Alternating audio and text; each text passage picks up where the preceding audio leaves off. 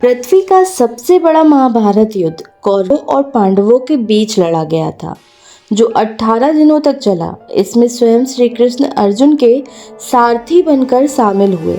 पर क्या आप जानते हैं कि इस युद्ध के बाद केवल 12 लोग जीवित बचे? तो आइए जानते हैं उनके बारे में। पुराणों के अनुसार कुरुक्षेत्र में लड़ा गया महाभारत का युद्ध धरती पर लड़ा गया सबसे बड़ा युद्ध है। कहा जाता है कि महाभारत के युद्ध में इतना खून बहा कि अब तक वहाँ की मिट्टी लाल है। इस युद्ध में भी अंत में यही संदेश मिला कि बुराई चाहे कितनी ताकतवर हो, उसकी हमेशा हार होती है। महाभारत में स्वयं भगवान श्री कृष्ण भी शामिल थे, लेकिन उन्होंने हथियार न उठाने का प्रण लिया था, इसलिए वह अर्जुन के सारथी बने। एक तरफ कौरव सेना थी और एक तरफ पांडव सेना। यह युद्ध 18 दिनों तक चला था। महाभारत के युद्ध के बाद धर्म का साथ देने वाले 5 पांडव जीवित बचे, जिसमें युधिष्ठिर, भीमसेन, अर्जुन, नकुल और सहदेव शामिल हैं। हालांकि इस युद्ध में भीम और अर्जुन के पुत्र मारे गए। युद्ध के बाद श्री कृष्ण और उनके अभिन्न मित्र सात्यकी जीवित बचे। सात्यकी यादवों के सेनापति थे। सात्यकी ने अर्जुन से ही धनुर्विद्या सीखी थी, इसलिए उसने यह प्रण लिया था कि वह कभी अर्जुन के विरुद्ध युद्ध नहीं लड़ेगा। भले ही कृष्ण की नारायणी सेना ने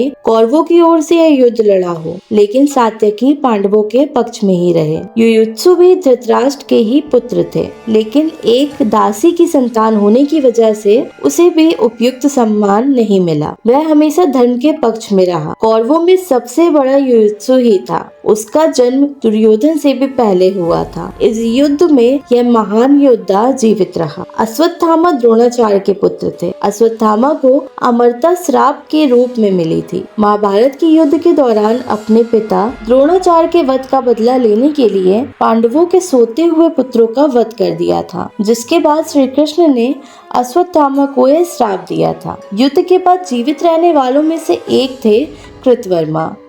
उसके पास 12 हाथियों का बल था। कृतवर्मा भगवान कृष्ण के सबसे साहसी सैनिकों में से एक थे। कृष्ण के आदेश से ही कौरवों की सेना में शामिल हुए और कौरव पक्ष का अतिरथी वीर बने। वृषकेतु कर्ण और वृषाली की संतान थे।